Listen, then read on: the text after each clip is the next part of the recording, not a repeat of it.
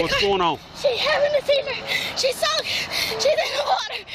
চোখে মুখে ভয় ও আতঙ্কের ছাপ, কান্নাজড়িত কণ্ঠে চিৎকার করতে করতে কিশোরটি ছুটে যাচ্ছে গাড়ির দিকে। পৌঁছেই গাড়িতে থাকা পুলিশের কাছে সাহায্যের আবেদন তার। কিশোরটি জানায় একটু দূরেই পুকুরের ডুবন্ত অবস্থায় রয়েছে একটি গাড়ি, আর সেই গাড়িতে রয়েছেন তারই মা। ওই কিশোরের আর্তনাদ শোনার সঙ্গে সঙ্গেই তড়িঘড়ি করে পুলিশ রওনা দেয় ঘটনাস্থলে।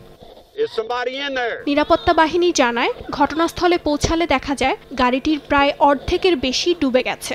সেখানে আরেক কিশোরীও পুলিশের কাছে সাহায্য চায় গাড়িতে থাকা নারীকে বাঁচানোর জন্য। জানায় সে গাড়ি থেকে বের হতে পারলেও তার মা এখনো ভেতরে অবস্থান করছে। সবশেষে পুরোপুরি ডুবে যাওয়ার ঠিক আগ মুহূর্তে গাড়িটির দরজা খুলে নারীটিকে উদ্ধার করতে সক্ষম হয় পুলিশ।